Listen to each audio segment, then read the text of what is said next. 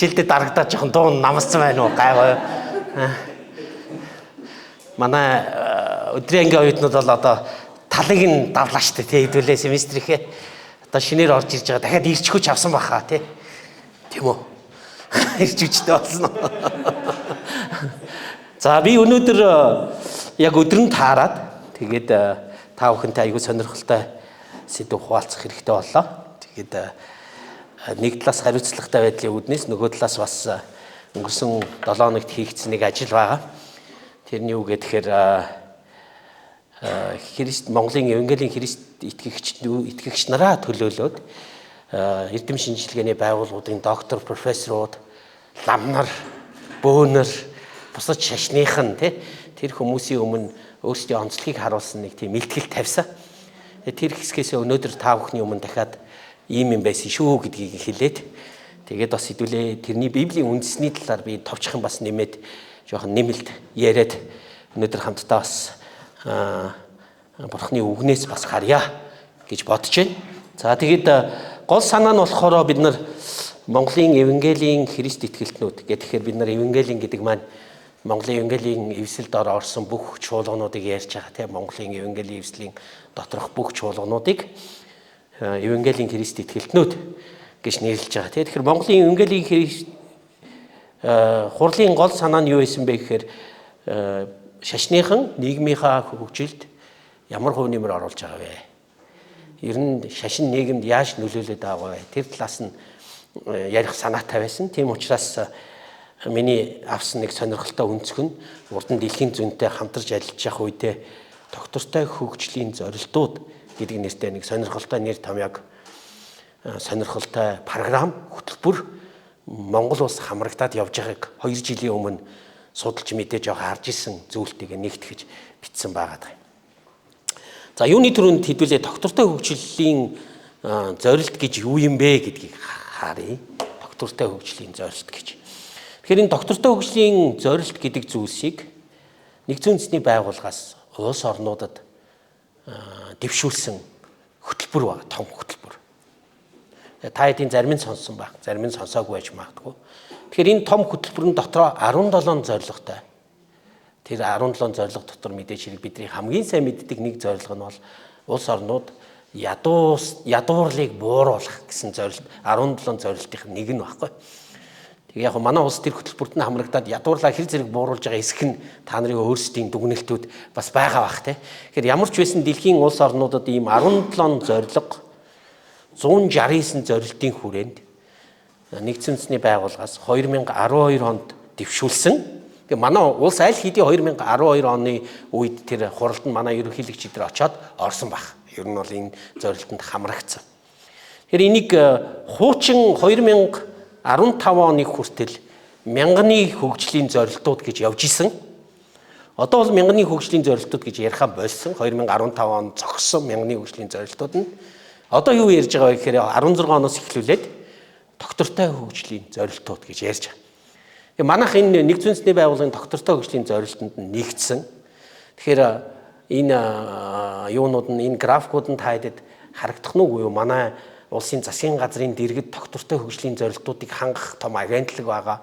Тэд нь энэ юмнуудаа нэгтгэхэд ингээд хийж байгаа. За тэгээд сонирхолтой нь эдгээр нэг удаа талбай дээр том өдөрлөг зарлж исэн. Тэгэхэд юу нь Евангелийн эвслийнхнийг уриалаад бид нар нэг удаа тэр өдөрлөгт нь Монголын Евангелийн эвсэл оролцох үед энэ доктортой хөгжлийн зорилгод Монголоос хамгийн том энэ зорилтонд оролцож байгаа компани нь Апу компани гэсэн шүү дээ. Апу компани бүр амар том гавьяа байгуулж байгаа гэсэн энэ доктортой хөгжлийн зорилтонд нь ядуусыг бууруулах энэ тэр том хувь нэмэр оруулж байгаа гэсэн. Тэгэхээр өөрөөр хэлбэл компаниуд өөрсдийгөө бол иймэрхүү юмар аягүй сайн сурталчилж чадаад байгаа байхгүй. Гэтэл миний уриалмаар байгаа юм чуулганууд энэ дээр бид нар доктортой хөгжлийн зорилтонд яг юу оруулж байгаа юм бэ гэдгээ хэр зэрэг ярьж хэр зэрэг хэлж хэр зэрэг үүнд нь оролцож байгаа юм бэ гэдг нь гол асуулт болж хуурж байгаа Христийн чуулган. Дор хаяж бид нар чуулганууд та хэд мэдхүүгүй юу чуулганы албан ажил хариуцсан хүмүүс нь жилдээ нэг удаа дүүргийнхаа иргэдийн төлөөлөгчдийн уралд тайлан өгөх хэрэгтэй болдог бид нар те. Та нар ямар тайлан өгдөг вэ чуулган? Бүртгэл авахын тулд Тэр тайлан бид нар нэг хідэн зураг тавиад нэг хідэн ийм хийсэн гэдэг төгдөг тий. Дор хаяж тэрнийгээ бид нар доктортой хөгжлийн зорилтонд ийм хувь нэмэр оруулсан гэж биччих юм бол айгүй том юм болно гэдгийг би энэ илтгэлээрээ дүгнэж хэлэх гээд байгаа байхгүй санаа нь. Энэ илтгэлээр. За тэгээд мэдээж хэрэг бид нар энэнийг ярихын тулд за энэ бол саяны энэ доктортой хөгжлийн зорилтуудын энэ слайд бол тэр шашин хоорондын харилцан яриан дээр гараагүй. Энэ дээр би цэвэр нөгөө таны мэдхийн чиглэлээр та хэдэд зориулаад энийг оруулж ирсэн. Гэхдээ та хэд интернетээс хайгаад үзэх юм бол доктортой хөгжлийн зорилтууд гэж хайх юм бол ерөөсөө битүү их материал байгаа. Юу байдгийг, тэрэнд нь юу ордгийг, Монгол аль алинд нь багтдгийг ингээд. Манай засгийн газар яг нь англи хувилбар дээр нэгдсэн үндэсний байгууллагын англи хувилбар дээр доктортой хөгжлийн зорилтод шашны байгууллагууд маш их том хувь нэмэр оруулна гэж үзээд Дэлхийн Евангелийн Эвсэл, Норвегийн чуулганууд айгүй олон чуулганууд хамтарч ажилладаг юм билээ энэ Англи те Европт. Гэтэл Монголын засгийн газар болохоор тэрнийг нь хасаад шашны байгууллагууд гэдгийг нь хасцсан байгаа орчуулган дээр. Сонирхолтой заримдаа орчуулга хасч болоод байна тий орчуулгаараа. Гэхдээ яг би тэрнийг нь энэ төрийн бус байгууллагууд гэж зүүн гар талд бичсэн ногоон дотор төрийн бус байгууллагууд дотроо шашны байгууллагуудыг оруулж байгаа гэж манай засгийн газар үзчихэж магадгүй гэж таамаглаж байгаа. Тийм учраас доктортой хөгжлийн зорилгод цуглаанууд сүм чуулганууд ч гэсэн хувь нэмэр оруулж байгаа гэдгээ бид нар харуулах нь зүй зохистой тийм хэрэг байгаад байна. За тэгвэл хэдүүлээ Библи рүүгээ буцаад явъя тийм. Библи ер нь тэгвэл доктортой хөгжлийн талаар юу ярьдаг юм бэ гэж. За буруу дарчих шиг боллоо уучлаарай. Санчраа. Дахиад нэг юу хийж. За Библи юу ярьдаг вэ гэж. За энэ бол яг цэвэр нөгөө бусад шашныхан болон эрдэмтэн докторуудын өмнө танилцуулсан слайд эхэлж байгаа. Бидний мэдж байгаагаар бол Библи бол өдөр тутмын хүмүүс өдөр тутмын амьдралдаа өөрсдийг нь бүтээсэн Бурхны хүслийн дагуу амьдрах гэсэн хичээл зүтгэлээр Библи явагдаж байгаа тийм хүмүүс Бурхны хүсэлд нийцүүлэн амьдрах гэсэн хичээл зүтгэлээр. Тэнгүүд нэг юм асуулт гарч иж байгаа. Хүмүүс бид нар яг Бурхны ямар хүсэлд нийцүүлж амьдрах ёстой вэ гэдэг асуулт. Биднийг бүтээсэн Бурхны ямар хүсэлд нийцүүлж амьдрах хэрэгтэй вэ гэж. Эндээс дараагийн нэг чухал юм гарч ирж байгаа нь Эхлэл номны 1-р бүлгийн 26-аас 28 дугаар ишлэл рүү очиж байгаа. 1-р бүлгийн 26-аас 28. Энийг мэдээж хэрэг теологч нар юу гэж хэлдэг вүлээ те анхны Бурхны биднэрт өгсөн үүрэг даалгавар, хүмүүн төрлөختөнд өгсөн үүрэг даалгавар гэж үздэг тий. Хамтдаа Библийн энэ Эхлэл номны 1-р бүлгийн 26-аас 28 дугаар ишлэлийг бүгдээр очие.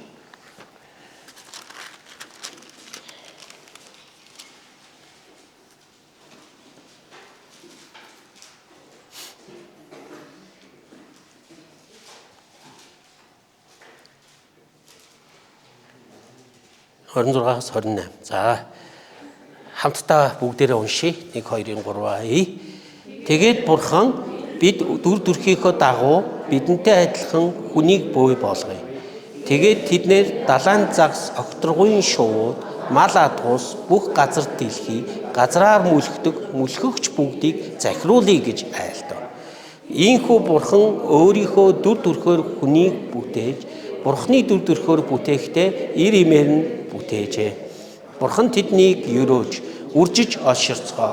Газар дэлхийг дүүргэж түүнийг эзэмшицгээе. Далайн загас, окторгуйн шууд хийгээд газар дэлхий дээр хөлхөх амьтан бүхнийг захирцгааг гэвэ. За эндээс нэг сонирхолтой теологийн асуулт гарч ирнэ бид нарт. Христэд итгэгч бид нарт. Газар дэлхийг Бурхан хүнийг өөрийн дүр төрхөөр бүтээсэн. Тэгээд бусад бүтээлүүдийг захируулах эрхийг хүнд өгсөн. Энэ 2 3 ишлийн агуулга. Асуулт. Бурхан Христэд итгэгчийг л өөрийн дүр төрхөөр бүтээсэн болов уу? Бурхан Христэд итгэгч нарт л газар дэлхийг захирах эрх мэдлийг өгсөн болов уу?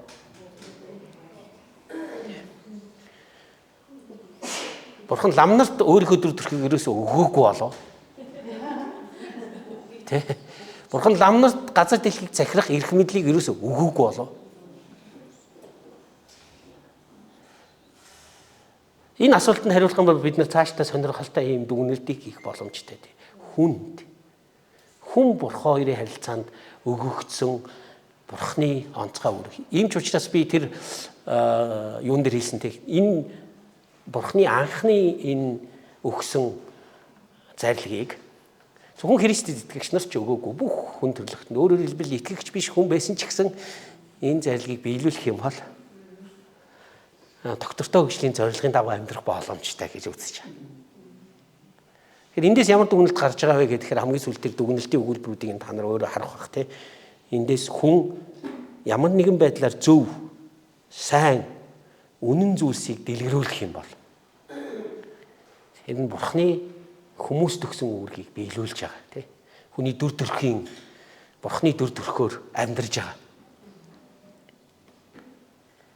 Нэг ийм дүгнэлтэнд хүрж байгаа. Тэгэхээр доктортой хөгжлийн зорилго хүнийг зөв, сайн, үнэн амьдрахад хүргэх бурхны анхны хүмүүст өгсөн, хүмүүс дагаж амьдрах, сахиж амьдрах хэрэгтэй анхны захирамж нь эндээс эхлээд байгаа. Бурхны хүсэл, бурхны захирамж. Тэгэхээр одоо тэр нь бусад шашныхантай хамтдаа бид нар зөв, сайн, үнэн зүйлсийг энэ нийгэмдэр үйлдэх боломжтой эсэх талаар хэдүүлээ. Дахиад нэг дараагийн асуулт нь түрүүн бурхан өөр шашныхныг өөрийн дүр төрхөөрөө бүтээгээгүй юу? Дээрээс нь тэд нарт тэд нарыг бүтээлийг захирах эрх мэдлийг өгөөгүй юу гэдэг дүгнэлтийн хариултыг та нар өөрсдөө өгөх юм бол тэр хариултан дээр нь дүгнээ цаашаа. Тэгвэл Христэд итгэгчид болон бусад шашинтнууд хамтдаа энэ зорилгын төлөө ямар нэгэн зүйлийг хийх боломжтой юу, үгүй юу гэдэг асуулт гарч байна. Тэгээд тэр нь өнөөдрийн Монголын нийгэм дотор хэрвээ Христэд итгэгч бид нар бусад хүмүүстэй зөв, сайн, үнэн зүйлсийг хамтраад хийхгүй гэд буруу араа суучих юм бол энэ нийгэм ямар үр дүнд хүрэх вэ гэсэн асуулт гарч байна. Үүнтэй улбаатайгаар.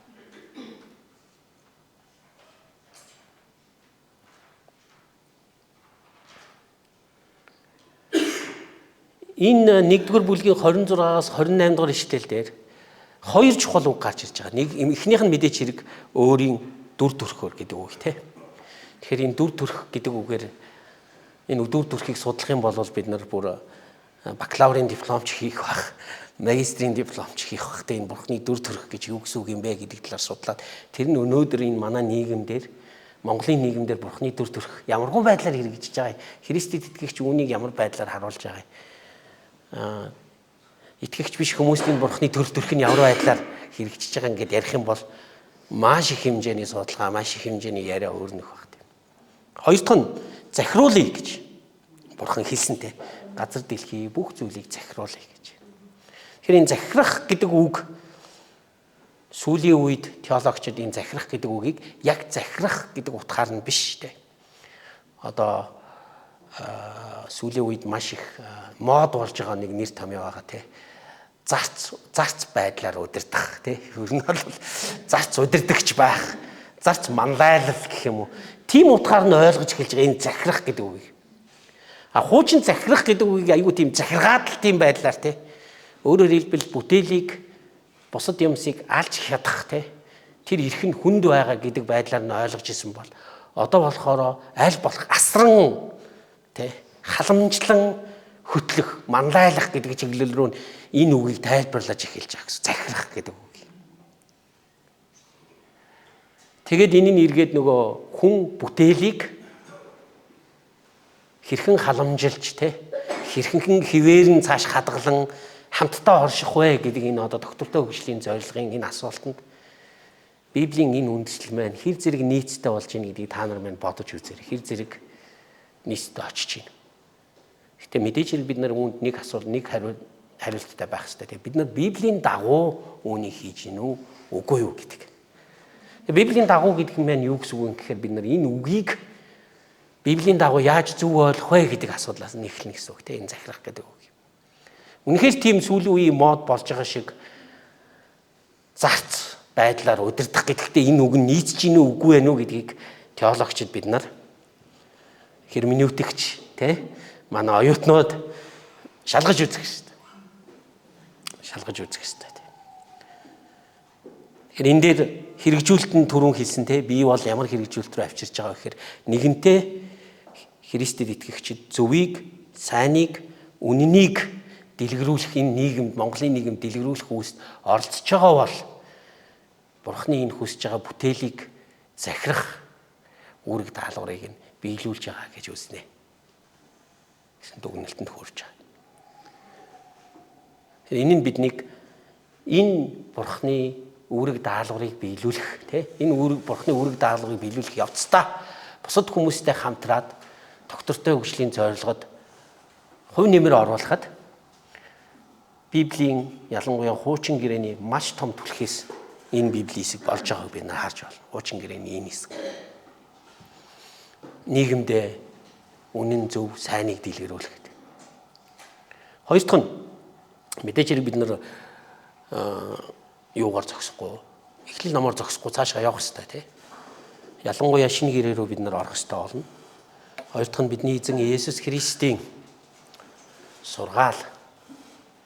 За Есүс Христийн сургаал гэхээр бид нар хамгийн түрүүн хамгийн ойлгомжтой сургаал руу очие гэвэл уулан дээрх сургаал руу очдөг тийм. Есүс Христийн сургаал.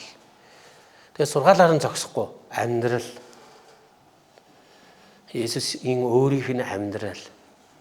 Тэгээд амьдралаар зогсохгүй Есүсийн зоригтойгоор хийж исэн үйлчлэл. Сургаал, амьдрал, үйлчлэлээс нь харах юм бол тэр чигээрээ Есүсийн сургаал, амьдрал, үйлчлэлийг шударга ёс үнэн. За үнэнийг нэхэнд хэлчих тийм. Үнэн, шударга ёс, амар амгалан. За амар амгалан гэдгийг бид нар хуучин орчуулгаар бол инх тайван гэж тийм. Инх тайван гэж ярьжсэн тийм. Тэгэхээр энэ гурвын төлөө эзэн Есүс явж исэн гэж дүгнэдэг. Үнэн, шударга ёс, амар тайван. Үүний дагуу Есүс Христийн дагаж амьдарч байгаа Христэд итгэгч бид нар ялангуяа Есүсийн дагалдагч нар гэж бид нар өөрсдөө нэрлэдэг тийм. Сүүлийн үед илүү итгэгч гэж нэрлэдэг байгаа тийм. Христэд итгэгч гэж. Христэд итгэж зогсохгүй бид нар дагалдах үүрэг бид нарт байгаа тийм. Манай Түнбаяр өгш юм чухалчлаа хэлдэг агуу зарилгыг биелүүлж амьдардаг хүмүүс бол Есүсийн дагалдагчийн хуваар амьдрах хэрэгтэй. Зүгээр итгэгчийн хуваар шүү дээ. Зүгээр нэг итгэдэг хүн биш. Дагаж амьдардаг хүний хуваар. Тэгэхээр эзэн Есүс Христийн дагалдагч хүний хувьд бол энийг Есүсийн өөртөө тавьсан нэг чухал сургаалыг нь бид нар эргцүүлж бодох хэрэгтэй тий. Тэр нь Лук номны 4-р бүлгийн 18-аас 19-р ишлэл байна. Хамтдаа бүгдээрээ харъя. Лук номны 4-р бүлгийн 18-аас 19.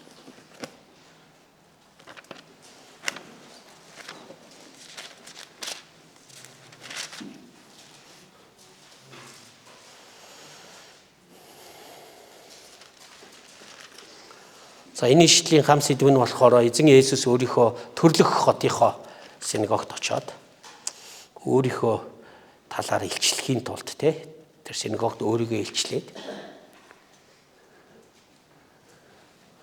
хэлсэн байна те 18-аас 19-р ишлэлийг бүгдээрээ хамтдаа уншийе. За 1 2 3 над дээр эзний сүнс байна.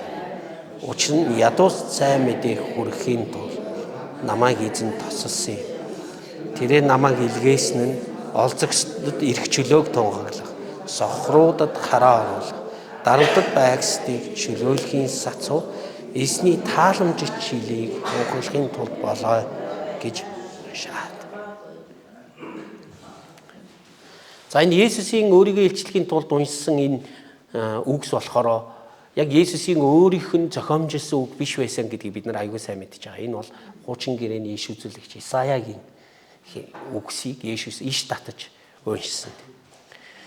Тэгэхээр яг энэ дээр бас бид нар hermeneutikч библи судлаач бид нар сонирхолтой судалгаа хийх боломжтой тийм. Исаягийн хэлсэн энэ хэсэг хүмүүс байгаа тийм бүлэг хүмүүс. Хамгийн нэгдүгээр бүлэг нь болохоор энэ дээр ядуус байна тийм. Нэгдүгээр, хоёрдугаарх нь олзлогсод гэсэн бүлэг байна. Гуравдугаарх нь сохрууд гэдэг бүлэг байна. Дөрөвдүгээрх нь дарамтнд байгсад. Тэгэхээр нийгмийн нэг юм дөрвөн бүлгийн төлөө тэдрийг нэгдүгээрт нь ядуус сайн мэдээ хүргэж, олзлогчдод эрх чөлөөг тунхаглаж, сохруудад хараа оруулж, дарамтнд байгсдыг чөлөөлнө гэсэн Есүс Христийн зорилго байсан гэдгийг энэ Лук номоор Исаягаас даруй өөрөөсөө 700 гаруй жилийн өмнө амьдарч исэн иш үзүүлэгчийн айлцсан үгсээр өөрийгөө илэрхийлж байгаа Есүс өөрийн амьдралын зорилгыг. Тэгэхээр Христэд итгэгч бид нар энийг херменевтик дээр энийг бүлэг хүмүүсийг хоёр янзаар тайлбарлана сүнсээр бодитоор нэг тайлбарлана, сүнслэг байдлаар нэг тайлбарлана энэ хоёр бүлэг хүмүүсийг бодитоор тайлбарлах юм бол мэдээж шууд ядуус ядуу хүмүүс. Тэгээд хоёрдугаарх нь шоронд үйлчлэл хийж байгаа хүмүүс шоронд хоригдсон, олзлогдсон хүмүүс Гуравдугаарт нь сохор гэдэг юм бол эрүүл мэндийн хувьд юм харж чадахгүй байгаа сохор хүмүүсийн тухай ярьж байгаа. Дөрөвдүгээрх нь дарамтнд байгсдад гэхээр нийгэм, улс төрийн, эдийн засгийн дарамт мүүлжилгэд орсон хүмүүс гэж бид нар бодитоор тайлбарлаж байгаа.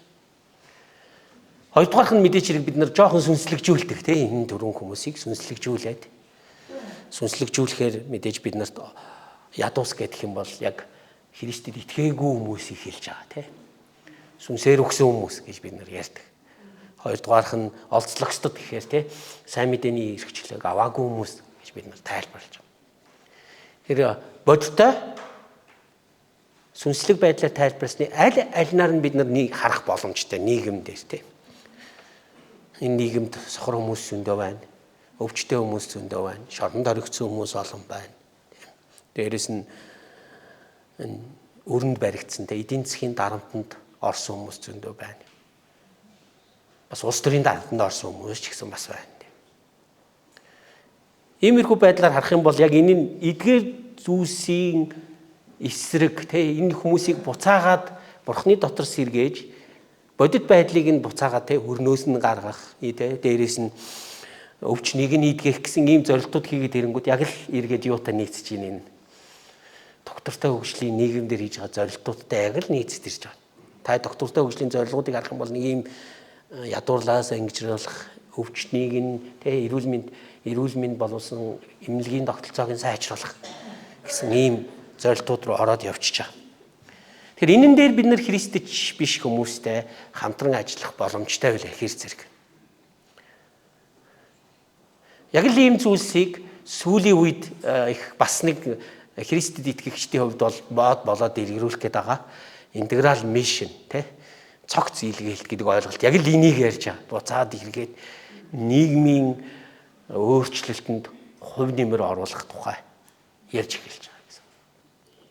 Саяхан болсон Лузан дээр ч гэсэн энийг маш их ярьсан цогц илгээлт. Нийгэмдээ өөрчлөлт, тэр байтугай байгаль орчны өөрчлөлтүүд, Христэд итгэгчид чуулганууд ямар хариу үйлдэл үзүүлэх боломжтой вэ гэж. Тэгэхээр хамтдаа хэдүүлээ Библи тайлагч нарын хувьд Бурхны үгийг судалж тэр үгийг амьдралынхаа чиглүүлэг өдөртөмж болгодог хүмүүсийн хувьд бол энэ хоёр ишлэлээс л бид нар хуучин гэрээний утга учир, шинэ гэрээний утга учир нь доктортой хөгжлийн зорилтуудтай хэрхэн нийцэж байгааг бид нар харах боломжтой болж байна. За цаашлаад тэгэхээр энэ дээр цаашлаад харах юм бол дэлхийн евангелийн эвслэсийн доктортой хөгжлийн зорилтуудын талаар бүр том вебсайт гаргаад маш хэмжээний Библи судлал нийгэм нөлөө үзүүлэх талаар зөндөө их материал нийтэлсэн байна. Мэдээж хэрэг дэлхийн евангелийн эвслийн гишүүн нь Азийн евангелийн эвсэл болдог. Азийн евангелийн эвслийн гишүүн нь Монголын евангелийн эвсэл болдог. Тэр Монголын евангелийн эвсэлд гишүүнээр хамрагдж байгаа чуулганууд, байгууллагууд хамтдаа энэ доктортой хөгжлийн зорилтонд хувь нэмэр оруулах боломжтой. Аль хэдийн дэлхийн евангелийн эвсэл энийг нь ажиллаад эхэлсэн байгаа учраас дэлхийд дахинд уриалга гаргасан. Тэр үнийг нь бид нар Монголынхан бид нар энэ талбарт бас ажиллах боломжтой гэдгийг харж байна. Цаашлаад Монголын евангелийн Христ итгэлтнүүд зүгээр л Библийг биелүүлж амьдарч явах явцдаа асар их энэ доктортой хөгжлийн зорилтонд хувь нэмэр оруулж байгааг бид нар харж болно. Энэ дээр жоохон тоо баримтыг танилцуулсан бид нар мэдж байгаа Христэд итгэгч нар хамгийн уламжлалт тоогоор бол бид нар Монголын нийгмийг 1.2% буюу 40 мянган орчим Христэд итгэгч нар байна. Хамгийн уламжлалтайгаар энэ хүмүүс аль хэдийн Монголын нийгмийн нэгэн хэсэг болсон. Тэгээд өөрсдийн бурхан эзнээ дагаж Библийг биелүүлэх явцдаа бид нар доктортой хөгжлийн зорилтонд маш том хувь нэмэр оруулж байгаа. Энэ хувь нэмэр оруулж байгааг бид нар 2020 оны судалгаанаас бас харж байна гэж. Тэр 2020 онд Монголын Евангелийн эвслийн хийгдсэн судалгаагаар бид нар нэг ийм нийгэмдээ чуулганууд хэрхэн үйлчилж байгаа талаар ийм тоо баримтын дүгнэлтүүдийг ин авсан байгаа. Тэгэхээр харах юм бол та энэ тоонуудаас нь өнчин ядууст баг таидын жиүлээ ингэж зүүн гар талд байгаа хүснэгтийг юм харах юм бол хоёр дахь ягаан нь өнчин ядуус туслах гэж байгаа байхгүй. Өнчин ядуус туслахад Монголын 568 чуулганы 117 чуулганы тогтмол хийж байгаа энийг бүр 117. Өөрөөр хэлбэл бид энийг айгүй энгийнээр дүгнэх юм бол Монголын Евангелийн Христ итгэл чуулганууд 117 нөгөө манай ич хэдийн өргөө ажиллуулж байгаа гэсэн бид нар. Өөрөөр хэлбэл одоо Монголын нийгэмд ганцхан нэг ич хэдийн өргөө ажиллуулдаг залуу бүр бөөнс устчилгаа ингэж яваад байгаа гэтэл чуулганууд чимээгүй тэрийг хийж байгаа 117 чуулган.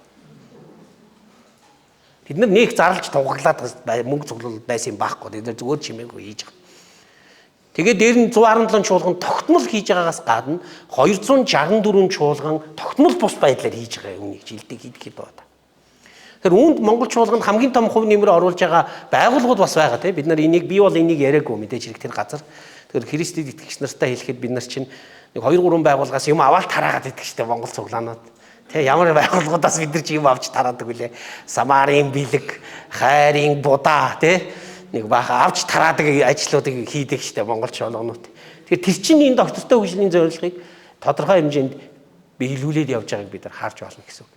Тэгэхээр арга хэрэгсэл нь яаж биелүүлж явж байгаа гэдэг дээр маргаан өрнүүлж болно. Гэхдээ л тодорхой хэмжээнд биелүүлээд явж байгааг бид нар харж байна гэсэн үг.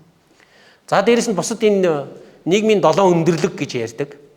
Тэр өндөрлгүүдэд чуулган ямархуу байдлаар үйлчилж байгааг энэ Монгол чуулганы 2020 судалгаанаас бид нар харж байна. За дээрэс нь бусад гэр бүлд хандсан үйлчилгээ тусламж үзүүлж байгааг бид нар энд харж байна. Тэгэхээр эндээс сэдвүүлээ юу болох вэ? Та хэд мэн ч гэсэн аль хэдийн хийж байгаа шүү дээ, тий? Өөрийнхөө чуулганууд дээр аль хэдийн хийж байгаа. Доктортой хөгжлийн зорилгоодыг биелүүлж байгаа гэсэн. Хийгээд явж байгаа. Тэгэхээр бид нар мэдээж хэрэг Монголын Христ итгэлтнүүд нэг тийм доктортой хөгжлийн зорилгын төлөө хийгээд исэн юм байхгүй, тий? Энийг бид Библиэд дагаад Христ эзнээ дагаад явхдаа л бид нар аяндаа энэ нийгмийн сайн сайхны төлөө хийж ажиллаж байгааг бид нар эндээс харж байна гэсэн. За тэгээд би бодит 3 түүх хуваалцсан. Энэ 3 хүн бол та нар бараг таах байх угаасаа. Энэ 3 хүн надтай амар ойр. Би бас заримдаа тусал дэмжиж ажилладаг манай хоёр нь манай оюутан байсан тий. Нэг хүн нь бол манай оюутан байгаагүй. Гэхдээ айгүй ойр ажилладаг нэг хүн. За эхнийх нь хүн нь Инхэ гэдэг хүн байна тий. Энэ хүн архины хамааралтай болоод олон жил орон гэргүүд хариншаанд явж агаад 2013 онд Христийн чуулганд ирээд архины хамаарласаа салсаа. Тэгээд зогсоогүй тэр газараа галч хийсэн, дараа нь яруу хийсэн. Тэгээд энэ ирчүүдийн төвийнхээ менежер хийсэн. Тэгээд өнгөрсөн 8 жилийн хугацаанд давхарцсан тоогоор энэ хүн 280 орчим хүнийг архинаас гаргах үйл ажиллагаа явуулсан. Мэдээж хэрэг энэ дунд амжилттай байгаа амжилтгүй ч байгаа. Манай хүн энэ тоогоо надад яг өөрөө гэсэн 280 орчим хүн. Бодохгүй те нэг хүн архинаас гарсан нэг хүн өөрийнхөө итгэлийг дагаж амьдраад 280 орчим хүн нөлөө үзүүлж байгааг бид нар харж байна. Хоёрдугаарх нь нэг эмэгтэй байгаа те. За давхуу дарчлаа. Үлзий гэдэг нэртэй эмэгтэй. Энэ нэрнүүд нь угаасаа зохиосон те. Энэ зургийн ч гэсэн энэ манай AI надад хийж өгсөн зураг байгаад байгаа. Христэд итгэснээс хойш 2006 оноос хойш гудамжинд гарсан хүүхдүүдтэй ажиллаж эхэлсэн. 2006 онд 20-30 хүүхдийг хүлээж аваад нийгэмшүүлэх, амьдруулах, сургах ажил хийсэн. Одоо энэ эмэгтэй бүр ажил нь өргөсөөд энэ хүүхдүүдтэй зогсохгүй аав ээжтэй, нэргэн дорны хүмүүстэй. Тэгээ бидний мэдж байгаагаар энэ хогийн цэгийн хажуу том төв байгуулсан энэ эмэгтэй ажиллаж байгаа. нийгэмшүүлэх дор хаяж жилдээ дор хаяж 60-аас 70 хүүхдийг тогтмол байршуулж энэ хүүхдүүд болохоор нөгөө бид нар мэдж байгаа те аав ээжүүд нь өдөржингөө хаяа явцдаг те аав ээж нь хог төвдөг тэгээ өдөржингөө хүүхдийг гэртээ орхичдаг энэ хүүхдүүдийг нийгэмшүүлэх ийм төв байгуулад тэн дээр ажиллаж байгаа тийм эмэгтэй байгаад байгаа. Гуравдугаарх нь бид нар аюул сайн мэдж байгаа те Гамбаастар. Эхний хүн бол архинд орсон хүмүүстэй ажиллаж байгаа. Хоёрдугаар хүн хүүхдүүдтэй ажиллаж. Гуравдугаар энэ хүн болохоор байгаль орчинд ажиллаж байгаа. Тэгээ бид нар аюул сайн мэдж байгаа. Бид нарт ирж ярьсан шүү дээ. Бид нар чинь дагаад бүр мод тарьсан тий. Тэгээд нөгөө мод нь юу болж байгааг мэдэхгүй тий. Тэгээд бид нар энэ хүний зүрхийг нь яг сонссон шүү дээ. Яаж яагаад мод тарьж эхэлсэн гэлээ энэ үү? Иремья ном уншиж байгаа тийм үстэй. Бурхныг дагдаг хүн өөрөө зүгээр ингэ ном уншиж байгаа л энэ иргэн тойрны байгальд мод тарихгүй болохгүй байна гэж ойлгож байгаа. Өөрөөр хэлбэл саяны ярьсан дээ доктортой хөгжлийн зорилгыг зүгээр өөрийн зүрх сэтгэлээр биелүүлж байгааг харж байна. Тэгээ өнөөдөр маань 6 газар тор татаад мод тарьсан. Одоо мод нь ямар үр дүнд хүрч байгааг бид нар аягүй сайн мэдж байгаа. Ийм 3 жишээ давтаж ярьсан дээ. Эдгээрээс дүгнэх юм бол дүгнэлт нь Христэд итгэгчдийн хийж байгаа үйлс их доктортой хөгжлийн төлөө. Гэхдээ үүнийг нь бид нар нэгтгсэн мэдээлэл судалгаа одоо баахгүй. Угаасаа ч те бид нар Библийнхаа дагуу зүүн гар нь баруун гартаа юу хийж байгааг угаасаа хэлэх ёсгүй. Тийм биз дээ. Бид нар теологийнхаа дагуу угаасаа нэг хийсэн юм зарлаад авах шаардлага байхгүй. Тийм ч учраас энийг нь дүгнэх те энийг нь тайлагнах энэ ажлыг хийх нь дандаа хоёрдугаар тавигддаг. Дандаа хаягддаг тийм биз дээ. Дүгнэхний тэр монголчуудын ядуурал, хоол хүнсний аюулгүй байдал, эрүүл мэндийн үйлчилгээ, боловсрал, тэгш ус байдал зэрэгтэй ажиллаж амьдрах таатай орчин гэх мэт монгол хүн бүрийн өдөр тутмын амьдралтай холбоотой асуудлуудыг шийдвэрлэх зорилтуудын хэрэгжилтэнд Христэд итгэгч нар яаж оролцож байгааг бид нар зүгээр сая 3 хүний амьдралын жишээнээс л гарч байна. Сүүлийн 20 орчим жилийн 3 хүн ажиллаж байна. Тэгэхээр доктортой хөгжлийн зорилтыг хэрэгжүүлэхэд нэг ийм тайлан гарсан. Иргэний байгууллагуудын тайлан саяхан хэдэн онд гарсан тайлын 2019 онд гарсан тайлан баха. Энэ тайланд Монгол улс нэгдсэн үндэсний байгууллагад энэ тайлангаа тавьсан гэсэн. Бид нар доктортой хөгжлийг биелүүлэхэд ингэж ажиллаж байна гэдээ Монгол улс тайлангаа тавьсан чинь тэр тайланд иргэний байгууллагуудын оролцоог гүйцэтгэх хангахгүй байна гэдэг ийм тайлан гарч ирсэн. Иргэний байгууллагуудын оролцоог гүйцэтгэх, иргэдийн мэдлэг туршлага, сайн дурын үйл ажиллагааг дайчлахгүй байна гэсэн ийм дүгнэлт гарсан ба. Тэгэхээр улс нэгэнтээ иргэдийг оролцуулж чадахгүй, иргэний байгууллагуудаа оролцуулж чадахгүй, тэрэндээ тайлан тавьж чадахгүй байгаа тохиолдолд чуулга юу хийх боломжтой вэ энэ дээр? Бид нар улсад тайлангаа өгөх боломжтой байхгүй. Бид нар ийм юм хийж гинэ гэх ингээд тайлангаа өгөх юм бол бид нар яаж ин улсад туслана гэсэн. Бид нар улс цаашаа нэгдсэн үндэсний байгууллага тайлан тавихад манай шашны байгууллагууд хүртэл ийм иргэний доктортой хөгжлийн зорилгыг биелүүлсэн ийм юм хийж гинэ гэдгийг тайлагнах боломжтойг нь бид нар харж байна. Тэгэхээр дөрөвдүгээр дүгнэлт нь Христ итгэл бол дотроосоо гадагш чиглэсэн хувьсган өөрчлөлтийг авчрах итгэл дээр суурилдаг. Христэд итгэсэн хүний амьдрал гэр бүл болоод тодорхой бүлэг хүмүүсийн амьдрал өөрчлөгддөг. Үүнийг гэрчлэл гэх бөгөөд итгэгчид цуглаанууд болон христч байгууллагууд хувьсган өөрчлөлтийн гэрчлэлээ доктортой хөгжлийн зорилгоудтай холбон итгэлээ үйлсээрээ харуулах боломжтой харагддаг. Иймэрхүү байдлаар бусад шашны байгууллагууд хамтдаа доктортой хөгжлийн зорилгын дагуух тайлан дүгнэлтүүд нэгтгэн боловсруулал цаашдаа Монгол улсын хувьд сайн үлгэр жишээ болох боломжтой. Ингээд дуусчих.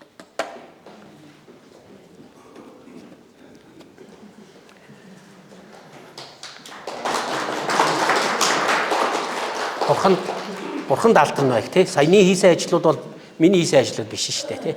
Зүгээр Христэд итгэгч нар эзэн Есүсээ дагаж амьдрах үедээ тэд нар нийгэмдээ гаргасан өөрчлөлтүүдээ хийсэн тий. Тийм учраас та бүхэн ч гэсэн хийгээд явж байгаа байх.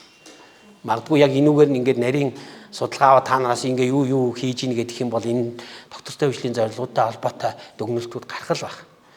Тэгэхээр энийгээ та бүхэн маань өөрсдийн чуулганыхаа тайланд оруулаад тэр чуулганы тайлан цаашдаа дүүргүүдийн иргэдийн төлөөлөгчдийн урлын тайлан болоод тэр нь цаашаа Монгол улсын нэгдсэн үндэсний байгууллагын өмнө тайлан болсон ийм уялдаатай гоё ажлууд өрнөөсөө тий. Түүгээр дамжуулан Монголд ч гэсэн монгол хүмүүс нийгмийнхаа сайн сайхны төлөө ингэж ажиллаж байгаа юм байна. Тэр дундаа Христэд итгэгч нар ингэж ажиллаж байгаа юм байна гэсэн тийм сайн гэрчлэлүүд нийгэмд маань олон гараасаа гэж хэдүүлээ хамтдаа бүгдээрээ залбирч байгаа.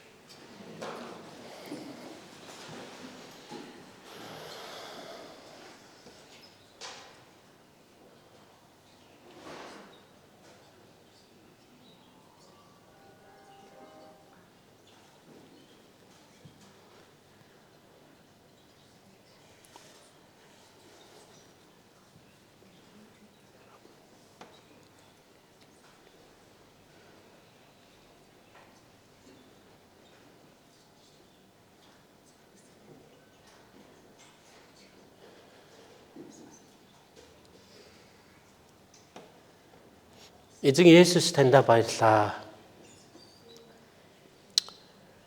Та биднийг хинч биш байхад эзэн минь. Өөрийгөө ч илэрхийлж чадахгүй тийм байхад та сонгон дуудаж өөрийнхөө үйлчлэл дээр итгэмжтэй гэж биднийг тавьсан эзэн минь. Таны зориг, таны харааны төлөө талархаж байна эзэн. Харин түүнийг бид өөрсдийн амьдралдаа алхам тутамдаа биелүүлж амьдрахад та бидэнд туслаач. Хэдийгээр бид нар эзэн минь таны үгийг дагаж тань бусдын сайн сайхны төлөө хийж байгаа ажлуудаараа бахархаж бардамнах шаардлага байхгүй ч гэсэн эзэн минь энэ зүйлсээ таны алдрын төлөө ашиглахад та туслаач. Эзэн нийгэмдээ таныг алдаршуулж, таны хийж байгаа ажил, таны хүмүүсийн амьдралд хийж байгаа өөрчлөлтүүдийг нийгэмдээ харуулж, тэр нь эргээд олон хүмүүсийг аврал руу дуудах боломж болоосаа гэж би залбирч байна эзэн. Сайн гэрчлэл болоосаа гэж би залбирч байна эзэн. Бид хэдийгээр бусад итгэгч биш хүмүүстэй, тэр байтугай бусад шашны хүмүүстэй ч гэсэн энэ зорилгын төлөө хамтран ажиллаж, тэдгээр хүмүүст таны сайныг, таны алдрыг харуулах боломжийг та биднэрт зөвшөөрөөч гэж залбирч байна эзэн. Есүс таньда баярлалаа. Есүс эзэн таны гайхамшигтай нэрээр залбирч байна.